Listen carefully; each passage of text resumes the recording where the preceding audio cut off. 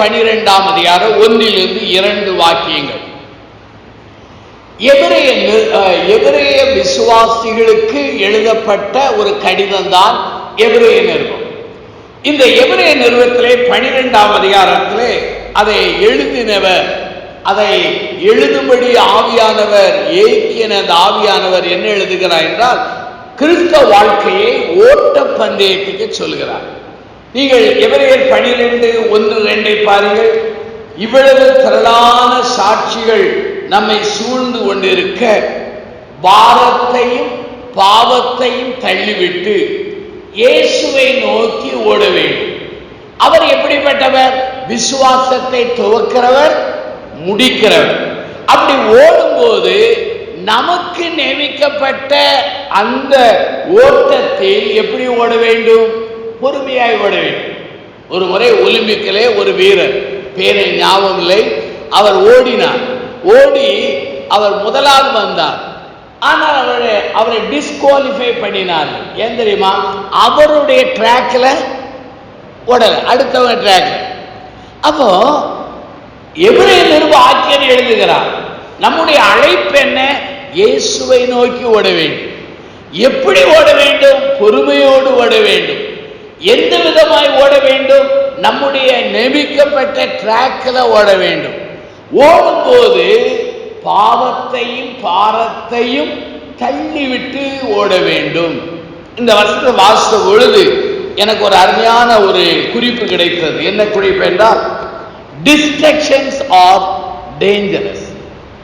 நம்முடைய வாழ்க்கையில அடிக்கடி கவனம் என்ன செய்யும்? திரும்பும். அது ஆபத்தானது. நல்ல பிள்ளைகள் படிப்பாங்க, திடீர்னு மார்க் குறையும். காரணம் எங்கேயாவது ஒரு டிஸ்ட்ராக்ஷன். அருமையாய் சிலர் ஊழியத்தை ஆரம்பிப்பார்கள், வல்லமையாய் ஆரம்பிப்பார்கள். கொஞ்ச காலத்திலே டிஸ்ட்ராக்ஷன், அவங்க ஓட்ட பந்தயத்திலே ஓடி முடிப்பதில்லை, நின்று விடுகிறார்கள். சிலருடைய வாழ்க்கையிலே தொழில் ஆரம்பிக்கிறார்கள், நல்ல தொழில் நடக்கிறது. தவறான உறவுகள், தவறான மக்களோடு ஐக்கியம் வைக்கும் போது முதலையும் இழக்கிறோம், நம்முடைய பேரையும் இழந்து விடுகிறோம். ஆகவே வாழ்க்கையிலே எல்லாருக்கும் டிஸ்ட்ராக்ஷன் இருக்கு.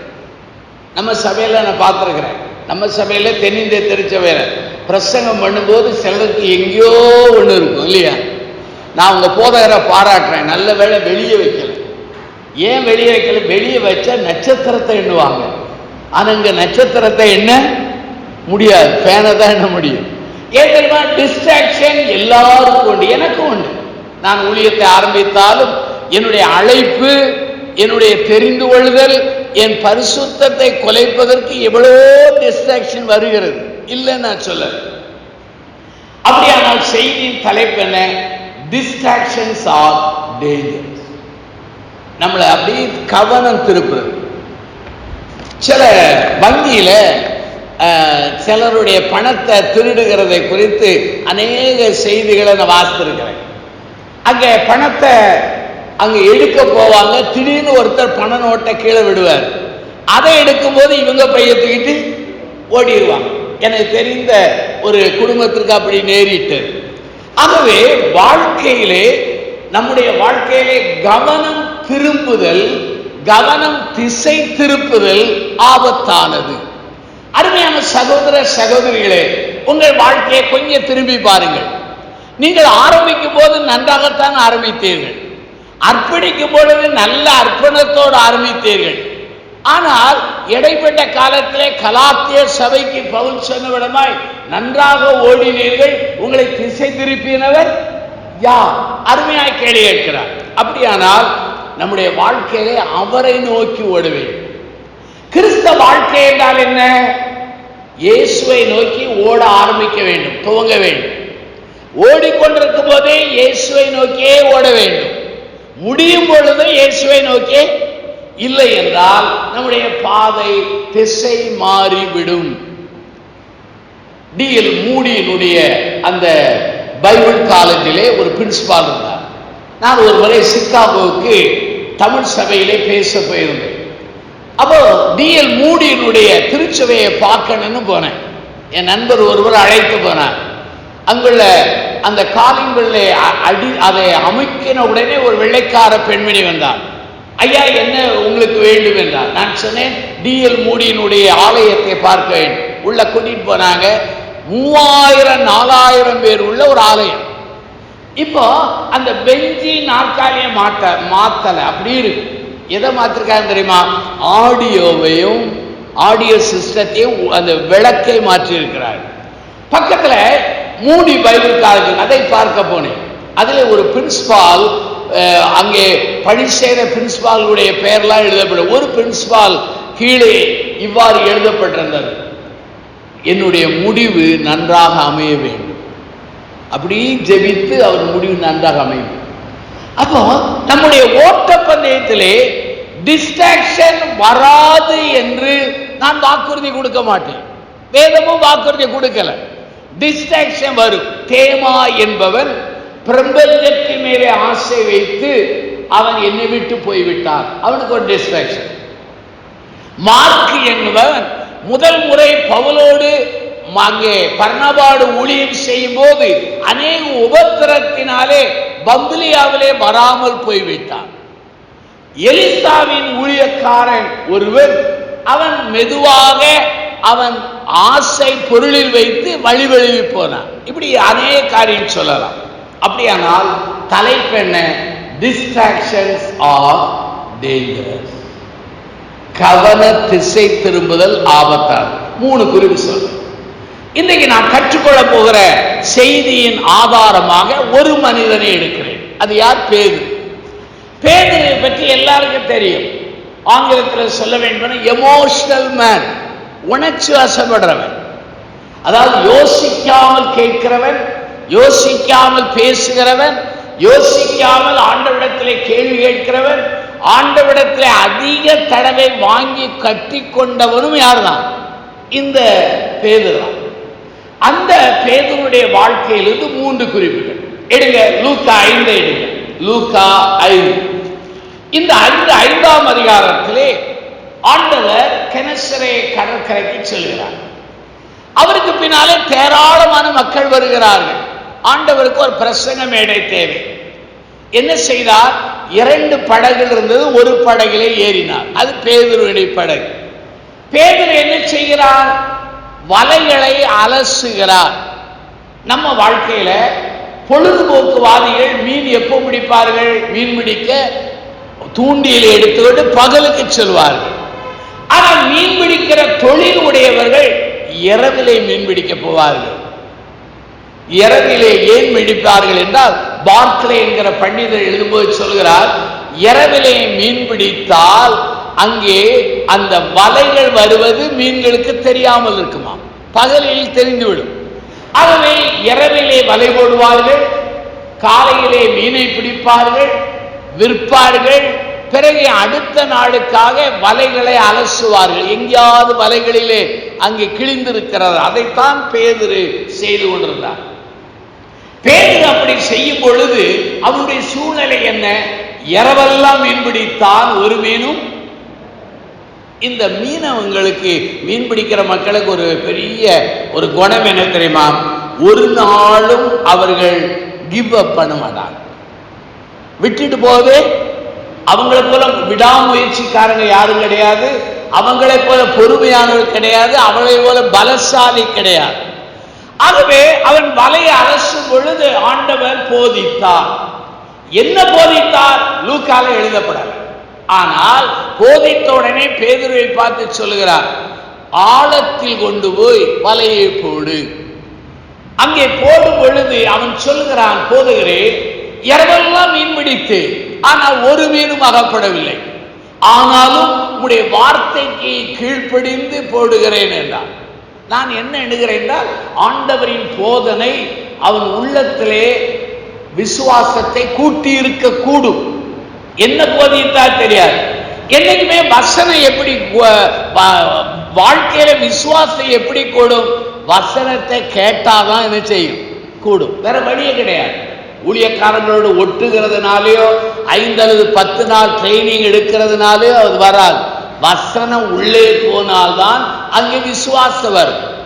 அவன் வலையை போடுகிறான், வலைகள் கிழியத்தக்கதாக, படகுகள் நிரம்பத்தக்கதாக மீன்கள் கிடைக்கிறது. இப்ப லூக்கா 5 எடுங்க, அதிலே பாருங்கள், 8 பாருங்கள். சீமோன் பேதுரு அதை கண்டு இயேசுவின் பாதத்தில் விழுந்து, ஆண்டவரே, நான் பாவியான மனிதன், நீர் என்னை விட்டு என்ன செய்ய வேண்டும்? நம்ம எண்ணுவோம் அவன் பாவின்னு சொன்ன காரணம் பாவ உணர்வு, அப்படி அல்ல.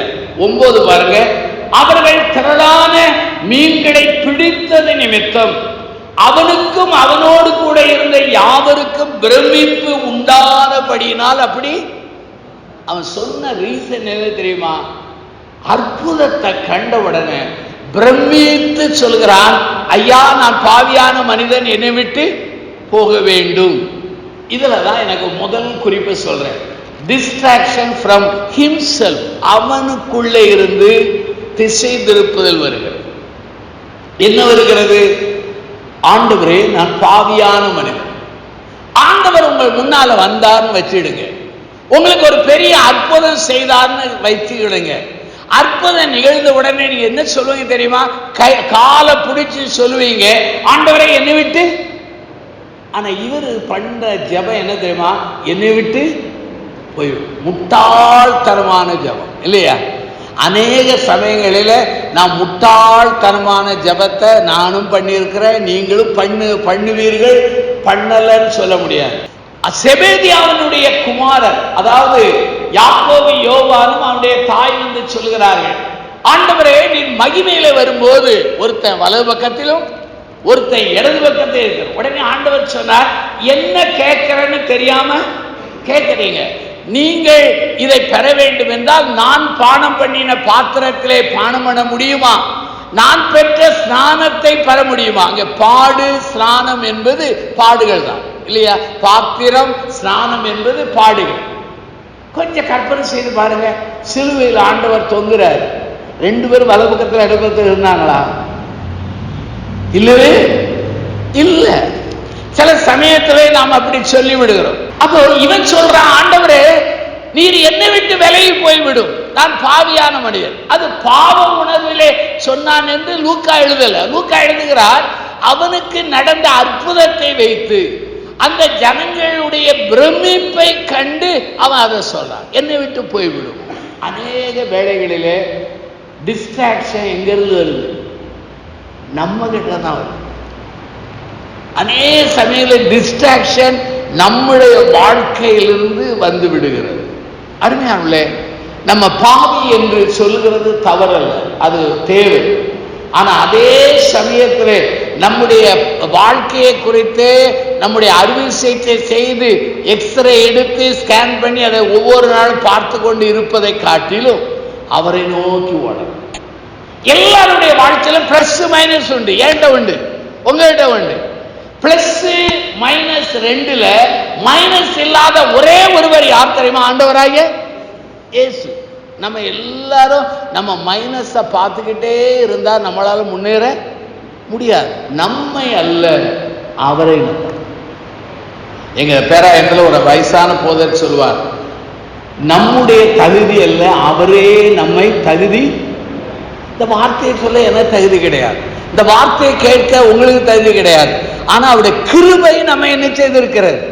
கிருபை யோசிக்க வேண்டும், கல்வாரியினுடைய மீட்பை யோசிக்க வேண்டும், அவர் சம்பாதித்த மீட்பை எண்ண வேண்டுமே தவிர நம்முடைய அபாத்திர தன்மையே உணர்ந்து பின்வாங்கிறதை காட்டிலும் அபாத்திர தன்மையை ஒத்துக்கொண்டு ஆண்டவரின் இரக்கத்தையும் பலத்தையும் நம்பி அவருடைய புது பலனாலே புதுப்பிக்கப்பட்டு அந்த பலவீனங்களை மேற்கொள்ளக்கூடிய வல்லமை சக்தியை பெற்று அவரை நோக்கியே ஓட அழைக்கப்படுகிறோம். ஆகவே முதல் குறிப்பு என்ன? டிஸ்ட்ராக்ஷன் ஃப்ரம் himself, அவன் வழியா. இரண்டாவது, டிஸ்ட்ராக்ஷன் ஃப்ரம் சர்க்கம்ஸ்டான்சஸ், சூழ்நிலை வழியாக அவனுக்கு டிஸ்ட்ராக்ஷன் வந்துச்சு. எடுங்க மத்தேயு 14, எடுங்க மத்தேயு 14. இந்த 14ல 5 அப்பங்கள் 2 மீன்களை வைத்து ஆண்டவர் 5000 புருஷர்களுக்கு ஆகாரம் கொடுத்தார். அப்போ பெண்கள் பிள்ளைகளுடைய கணக்கெல்லாம் எடுத்தா ஏறக்குறைய ஒரு 15,000 18,000 இருக்கலாம். இப்ப இந்த அற்புதம் நிகழ்ந்த உடனே ஆண்டவர் தன் சீடர்களை அக்கறைக்கு போக துரிதப்படுத்துகிறார். 14 பாருங்க, 14ஆம் அதிகாரத்தில் 22 இயேசு ஜனங்களை அனுப்பி விடுகையில் தம்முடைய சீடர்களை படவில் ஏறி தமக்கு முன்னே அக்கறை போகும்படி. அப்படியானால் இந்த பயணம் சீடர்கள் சுயமா ஏற்பாடு பண்ணின பயணம் அல்ல, ஆண்டவரின் பயணம். ஆண்டவருடைய சித்தத்தின் அடிப்படை போகிறார். ஆண்டவர் அவர்களோடு பயணம் செய்யவில்லை, மலையிலே ஜெபிக்கிறார்.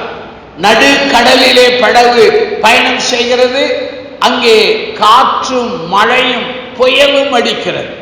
அப்படி அடித்த போது அவர்கள் தத்தளிக்கிறார்கள். இயேசுவானவர் அவர்களை நோக்கி கடலில் நடந்து வருகிறார். நடந்து வந்த போது சீடர்கள் சொல்கிறார்கள், ஆண்டவரை பார்த்து ஆவேசம் என்றார்கள். அதாவது என்ன சொன்னார்கள் என்றால், அவர்கள் பயத்தினாலே ஆவேசம் என்றார்கள். ஆவேசம் என்பதை நான் எப்படி புரிந்து கொண்டேன் என்றால், அசுத்தாவி என்று கூட அவர்கள் அலறி இருக்கலாம். உடனே ஆண்டவர் சொல்கிறார், நான் தான் திடங்கள், பயப்படாதீர்கள் என்றார். 12 பேர்ல ஒருத்தராகிய பேதுரு சொன்னான், ஆண்டவரே நீராக இருந்தால் உம்மை போல கடலில் நடக்க. உடனே வா என்றார். உடனே கடலில் நடந்தார். எந்த உபகரணம் இல்லாமல் கடலில் நடந்தவர்கள் 2 பேர். ஒன்னு ஆண்டவராய் இயேசுவானவர், 2வது யாரு? பேதுரு. கடலில் நடந்து கொண்டிருப்போது திடீர் என்று பாருங்கள், மத்தேயு 14:30 காற்று பலமாயிருக்கிறதை கண்டு ஆண்டவரை பார்த்து கொண்டே நடந்த போது அவன் கடலில் நடந்தான். ஆண்டவரை பார்த்து கொண்டிருக்கிற அவனுடைய பார்வை கடல் மேலையும் அலைகள் மேலையும் காற்றின் மேலையும் அவன் கண்கள் பரவின பொழுது அவன் தண்ணீருக்குள்ளே வீழ்ச்சி அடைகிறான். உடனே ஐயரே என்னை ரட்சியும் என்றான். ஆண்டவர் அவன் பக்கத்திலே கையை பிடித்து தூக்கி சொல்கிறார். என்ன சொல்கிறார் என்றால், அற்ப விசுவாசியே ஏனி. அப்ப சந்தேகத்தை குறித்து யாக்கோபு என்ன சொல்கிறார்? சந்தேகப்படுகிறவன் கடல் அலைய போல இருக்கிறான். கடல் அலை நினைச்சு கொஞ்ச நேரம் கரைக்கு வரும், மறுபடியும் உள்ள போகும். அப்போ இந்த பேதுரு எப்படி எண்ணி இருப்பான்? நான் கற்பனையா சொல்றேன், வசனத்தில் இல்லை. ஒரு பக்கம் ஆண்டவரை பார்ப்பான், ஒரு பக்கம் எதை பார்ப்பான்? கடல். அவ்வளவுதான் உள்ள போய். முதலாவது டிஸ்ட்ராக்ஷன் ஃப்ரம் ஹிம்செல்ஃப், இரண்டாவது டிஸ்ட்ராக்ஷன் ஃப்ரம் சர்க்கம்ஸ்டான்சஸ். கிறிஸ்தவ வாழ்க்கை என்பது தரையில் நடக்கிற வாழ்க்கை அல்ல. எதுல நடக்கிற வாழ்க்கை? கடல்ல நடக்கிற வாழ்க்கை. தரையில் நடக்கிற வாழ்க்கை அல்ல, கடலில் நடக்கிற வாழ்க்கை. இதிலே ஆண்டவரை உற்று பார்த்து அவரையே நம்பி இருந்தால் அந்த பாதையிலே நாம் நடந்து செல்லலாம். இவன் சூழ்நிலைகளை பார்க்க ஆண்டவர் சொல்கிறார், ஏன் சந்தேகப்பட்டாய் என்று சொல்லி தூக்கி எடுக்கிறார். 2 பேரும் அங்கே படவிலே ஏறுகிறார்கள். ஏறின உடனே என்ன நடந்தது? கடல் அமர்வு. புயலில் பல காரணத்தை வரலாம். 2 புயலை சொல்றேன்.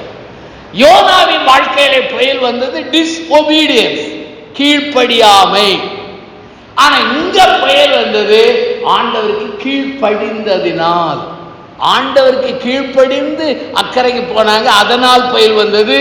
அங்கே வந்த புயல், யோனாவுக்கு வந்த புயல் கீழ்ப்படியாமையில் வந்த புயல். அநேகர் எண்ணுவாங்க, ஆண்டவரை ஏற்றுக்கொண்டால் புயல் வராது, வியாதி வராது, விபத்து வராது, மரணம் வராது, நிந்தை வராது, சங்கடங்கள் வராது என்று எண்ணுவார்கள். அப்படி அல்ல, எல்லாம் வரும்.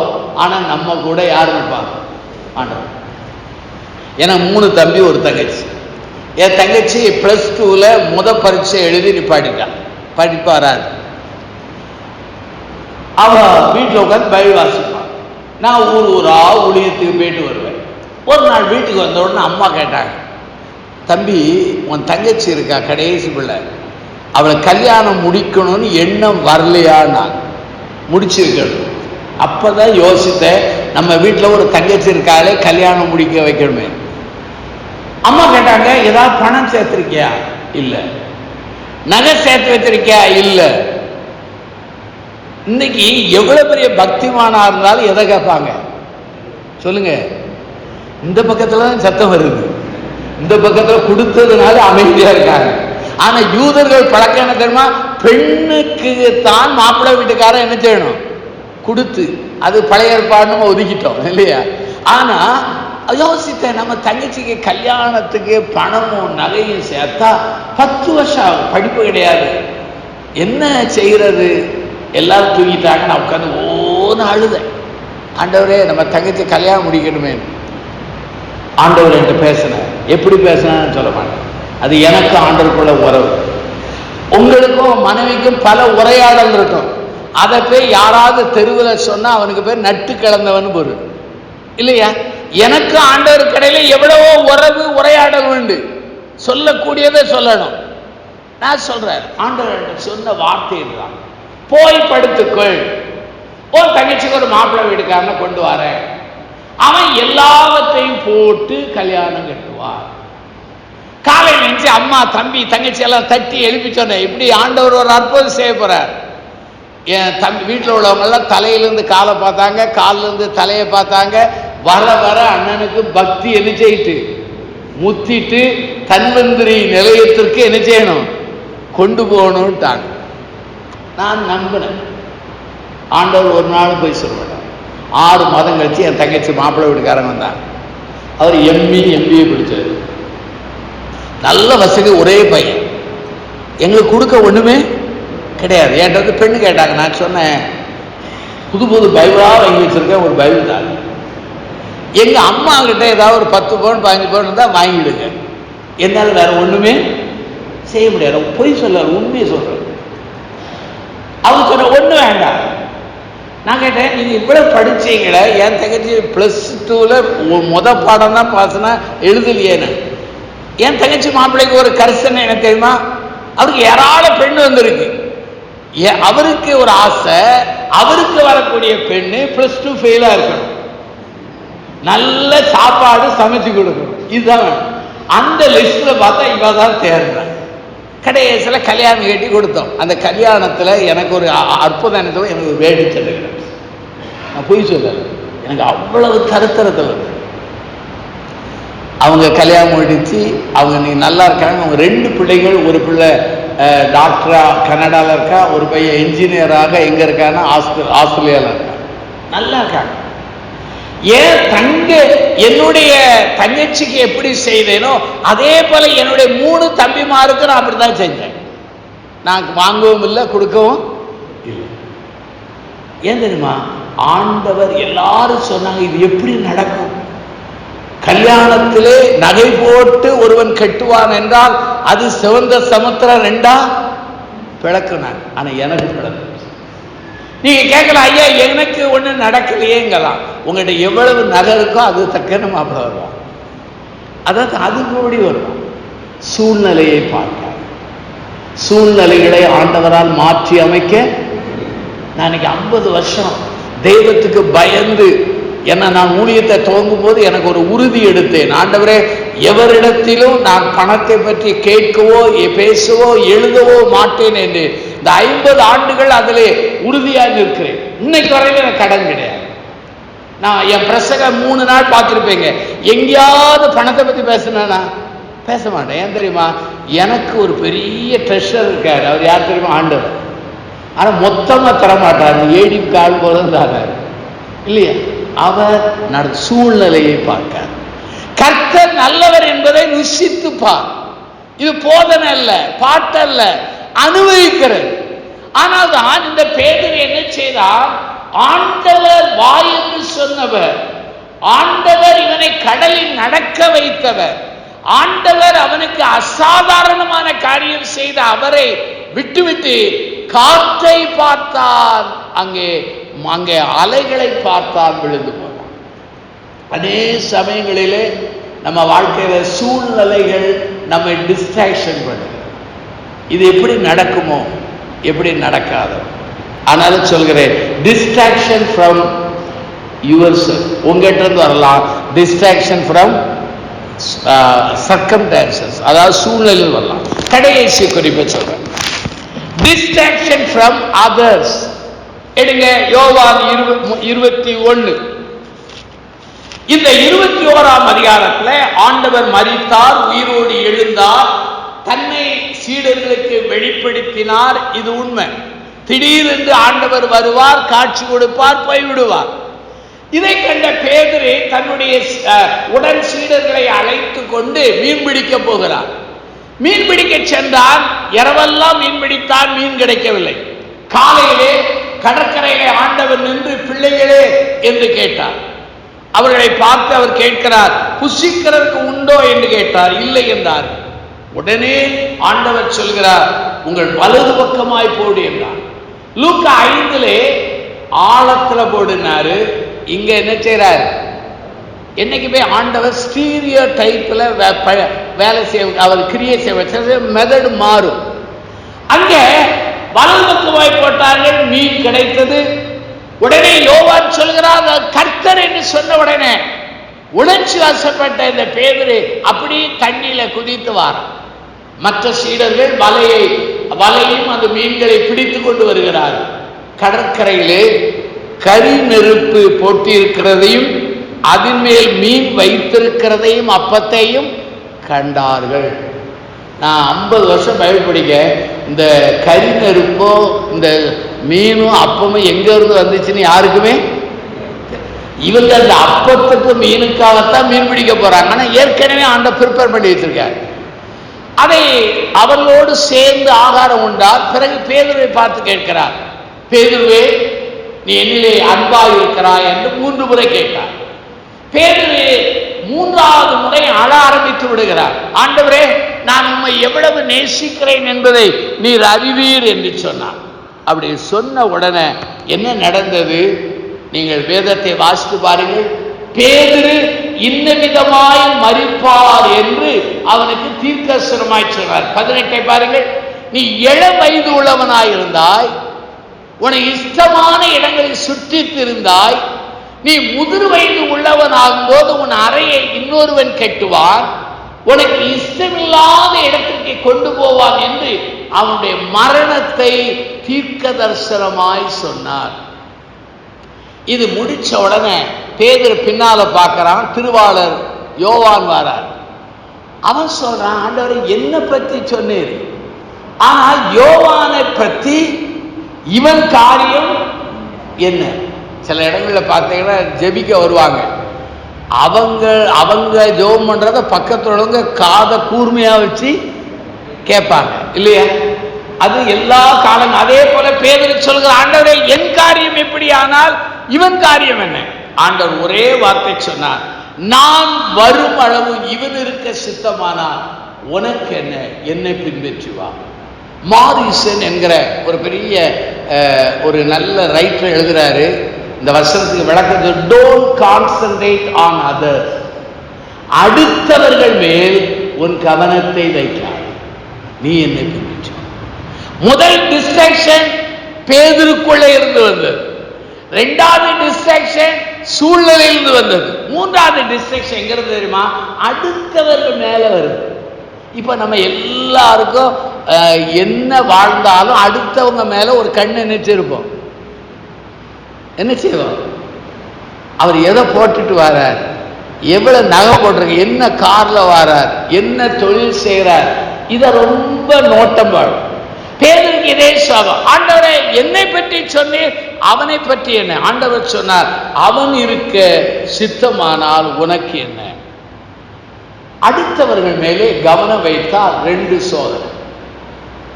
அவங்களுடைய செழிப்பை கண்டால் நமக்கு பொறாமை வரும். அவர்களுடைய வீழ்ச்சியை கண்டால் நமக்கு அற்பமா என்கிற சுவாபம் வரும்.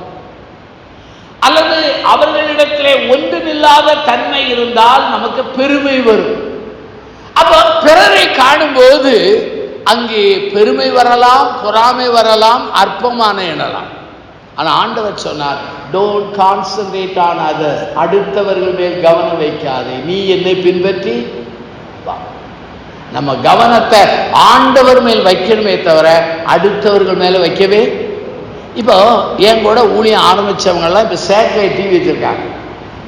நான் என்ன செய்யறேன் தெரியுமா? பஸ்ல ஏறி ட்ரெயின்ல ஏறி ஒரு 50 பேர் 60 பேருக்கு பிரசவம் பண்ணிக்கிட்டே இருக்கேன். நான் அவங்கள கண்டு நான் பொறாமப்பட மாட்டேன். அவங்களுக்கு கொடுத்த அழைப்பு அது எனக்கு கொடுத்த அழைப்பு வேறு இல்லையா? அப்போ நம்முடைய வாழ்க்கையிலே என்றைக்குமே பிசாசானவனும் மனிதர்களும் உலகமும் அடுத்தவர்களை முன்னிறுத்தி நம்மை சோதிக்கும். நம்ம பிள்ளைகளுக்கு படிப்பு வராது, ஆனா பிள்ளைகளை அடிக்கும் போது என்ன சொல்லுவோம்? அவ படிக்கிறா, நீ படிக்கல இல்லையா? அப்படிதான் நம்ம சொல்றமே தவிர நீ படித்ததை படி என்று சொல்லுகிறதே கிடையாது. ஆனால் தான் வேதத்திலே ஆண்டவர் சொல்கிறார், டிஸ்ட்ராக்ஷன் பல முறை எங்கிருந்து வரும்னா பெருநிடத்தில். அப்போ அவங்கள தேவன் உயர்த்துகிறார் என்பதற்காக நான் அவங்களை குறித்து எரிச்சல் அடைய முடியாது. எனக்கு நட்சத்திரத்துக்கு நட்சத்திரம் மகிமை வேறுபாடாக இருப்பது போல உங்களுக்கு கொடுத்த மகிமை வேற, அடுத்தவங்களுக்கு கொடுத்த மகிமை வேற. உங்களுடைய ஆசீர்வாதத்தை யாராலும் திருட முடியாது, அடுத்தவருடைய ஆசீர்வாதத்தை நீங்கள் திருட விரும்பினாலும் முடியவே முடியாது. அப்போ நம்முடைய வாழ்க்கை டிஸ்ட்ராக்ஷன் எங்கிருந்து வரும்? பெருநிடத்தில்.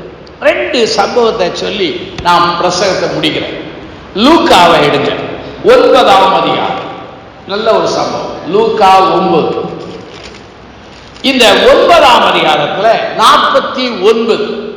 அப்பொழுது யோவான் இயேசுவை நோக்கி, ஐயரே, ஒருவன் உம்முடைய நாமத்தினாலே பிசாசுகளை துரத்துகிறதை நாங்கள் கண்டு அவன் எங்களுடனே கூட உம்மை பின்பற்றாதவனானபடியால் அவனை நாங்கள் என்ன செய்தோம்? சுவாமிக்கு 12 சீடர்கள். இந்த 12 பேருக்கு தான் ஆண்டவர் வியாதியை சுகமாக்க, அசுத்தாவிகளை துரத்த அதிகாரம் கொடுத்தார். பிறகு பின்னால 70 பேருக்கு கொடுத்தார்.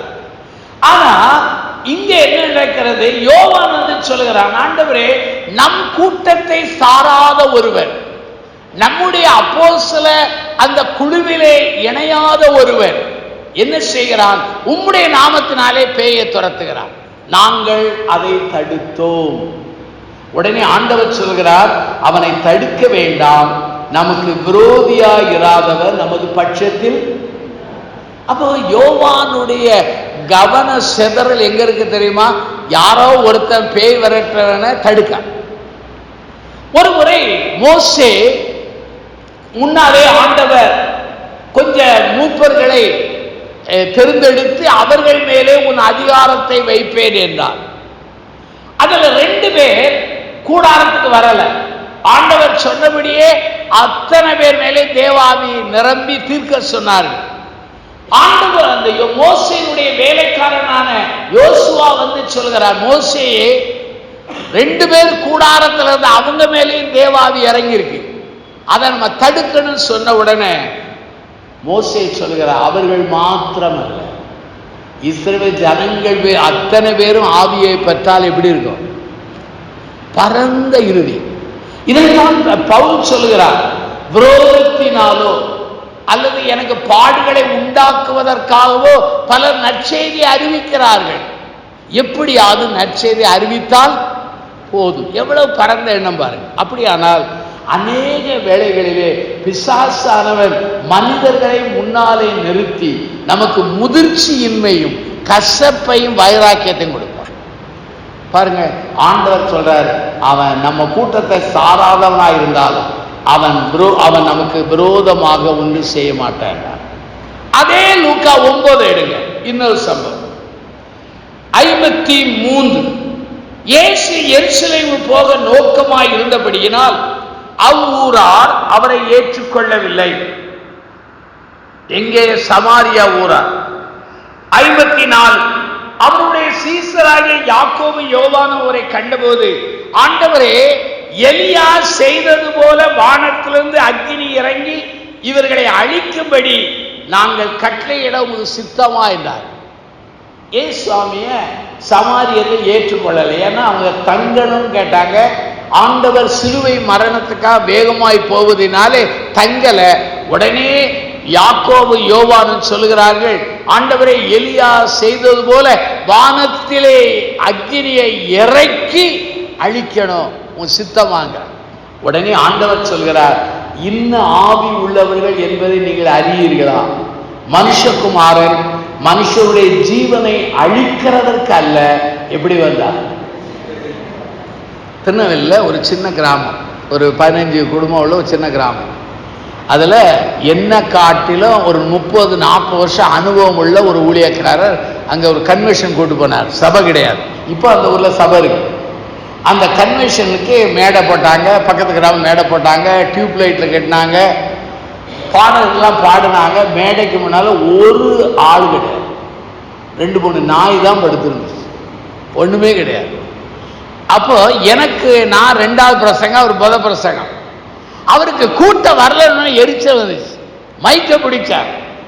இந்த நற்செய்தியை கேட்க வராத உங்களை பாம்பு கிழிக்கும், தேள் கொட்டும், பூமி அதிர்ச்சியை சாவிடுங்க. நான் ஏட்டா ஐயா கொஞ்சம் நிப்பாடுங்க, நம்ம சொன்னது என்ன செய்தி? நற்செய்தி. அப்போ நினைச்சேன், அந்த யாக்கோபு யோவான் 2 பேரும் இவங்களுக்குள்ளதான். அதே வேளையில இந்த யாக்கோபு யோவான் நமக்குள்ள வாராங்க. யாராவது துன்பப்படுத்தினா போதும், ஆண்டவரே உன்னை தொடுகிறவன் என் கண்மணியை அவனை ஒரு போடு போடும். இஸ்ரவேல் ஜனங்களை பழைய ஏற்பாட்டை அழித்தது போல பூமி பிளக்கணும், இப்படிதான் நம்ம சொல்றோம். ஆனால் நம்ம புதிய உடன்படிக்கையின் பிள்ளைகள் என்பதை அடிக்கடி மறந்து போகிறோம். சில சமயங்களிலே டிஸ்ட்ராக்ஷன் மக்களிடத்திலிருந்து வரும், மனிதனிடத்திலிருந்து வரும். அப்போ இந்த மனிதனிடத்தில் வரும்போது நம்ம கண்ணை அங்க கொண்டு போக கூடாது, நேராக யார் மேல வைக்கணும்?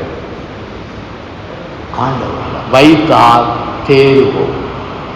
ஆனாதான் முதல்ல சொன்னேன், டிஸ்ட்ராக்ஷன்ஸ் ஆர் டேஞ்சரஸ். முதல் டிஸ்ட்ராக்ஷன் ஃப்ரம் ஹிம்செல்ஃப், 2வது டிஸ்ட்ராக்ஷன் என்ன?